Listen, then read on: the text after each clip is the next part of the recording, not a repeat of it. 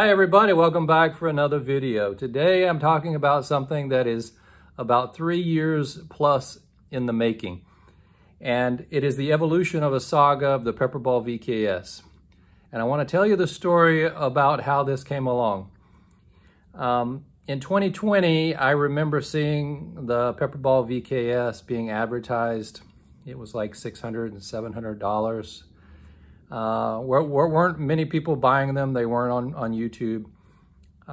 January 2021, I decided to get one. So I bought my Pepperball VKS in 2021 for $900. And at that point, the only person that was really using one was a guy named Dude Less Lethal. And he was shooting pepper balls at different distances. And it was very intriguing. It looked so much like an AR-15. It had a lot of potential for less lethal, and it looked a lot like the Tiberius T4.1, which was the precursor. And so I got one, and I was really happy with the VKS. I took my time. I went through from January through the summer into the fall, just slowly, increasing the power, testing it out, getting used to it. And so I think I was taking a very methodical and logical approach. Well, at some point later in that year is when everyone started getting interested in the VKS, and they started to buy them, and there were the first people starting to put them up on YouTube. At that time, I didn't have a channel. I hadn't started Scaredy Cat TV yet. So I started to see people who were starting to do VKS videos, and I thought, well, maybe I should start to put some things out there because I had it, and I had the ability to put out videos, so I started to do that. So what happened was, at that time, there was then a flurry of people who were buying the VKS, and then there was a flurry of activity on Facebook. Broken bolt, I got a broken bolt. This is, people were breaking their firing pin. It was one after the other. There was a picture of this. It's all sheared off. And I'm just amazed because I've had mine since January, and I've been using it, and I've been very careful, and it's been just fine. 30 joules, 40 joules, 50 joules, no problems. So my warning here is that this is the saga of the downfall of the Pepperball VKS. What happened was, because of this flurry of activity, everyone wanted to turn it all the way up. And they were pushing it to the point where they were rapid firing and doing mag after mag and breaking the pin and thinking, wow, this thing is, it's breaking. It's not so robust. It's not doing what it's supposed to do.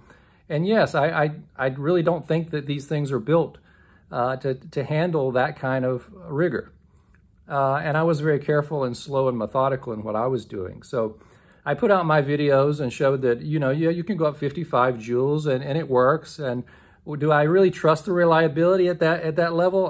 We're not so sure. So I ended up in later 2022, 2023, coming back down and settling somewhere in the 40-ish joule range. And I haven't had any problems. It's been running beautifully. So the lesson here is that after that, everyone jumped on the VKS. There was just intense interest on them, and there were people who decided, okay, I'm going to profit on this. I'm going to start to do some middleman work. I'm going to buy some VKSs, and I'm going to make some modifications to them, and I'm going to resell them on a market, and I'm going to mark way up, and I'm going to make a profit. And they're not really doing much work on them, but they're marking it up and putting in an O-ring and doing things that are just cosmetic. So at the end of the day, you had this, what I called a black market of people selling VKS. There's nothing illegal about it, but what happened was you had people profiteering off of this, and then you're generating, then you have people that then start to try to push it even further. And I don't even want to comment on those folks and what they've been doing and the kind of things that they've been trying. The bottom line is you go anywhere past 50 joules, you're going to have failures and instabilities and all of those kind of problems. And you're going to use up all your air really quickly. So there's so many issues with that. But the biggest issue is that you shine the light, like this bright light who's coming through here. you're shining the light on less lethal, and people are starting to see this because people are buying them, and you're doing things that they're really crossing an ethical line. And you've now crossed a line where you're now selling a product to people that you know is going to fail. It's not going to have the reliability that it should. You're selling a dream. You're selling fool's gold, and you're trying to fool people. And that's where things go really nasty really quick. And you have disgruntled people. And what happens is that if you're a middleman, you are completely dependent on getting the product from your source. If your source is the manufacturer, then you are dependent on Pepperball getting that to you. And so what I'm seeing is all of that came to a head and a big flurry. And then there was this saga of the downfall of the VKS, where suddenly they become scarce and they're not available. And all of a sudden now in the last year, I've been noticing that all of that activity has gone away, as if the pipeline has completely been cut off. And I don't know anything more than you do, but I can observe and see what happened from 2021. I saw the peak, and then I see the valley again. And so I wonder what's going on.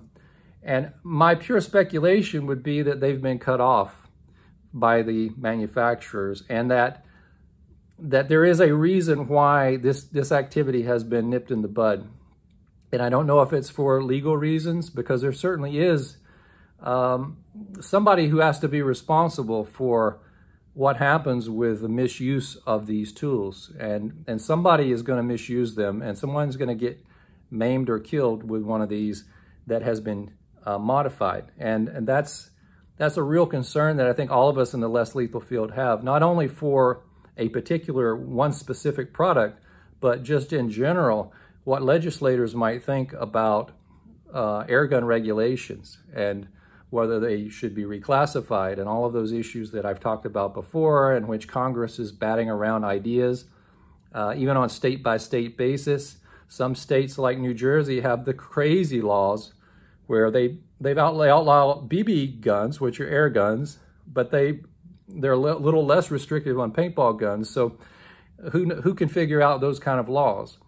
But the Pepperball VKS was once a mighty player in the less lethal field, and I think it still has a great role, but I've seen its downfall, and I see people who are now having doubts about the potential for using these for self-defense, when what happens is you push them to the limit that they can't sustain it, and they're not reliable.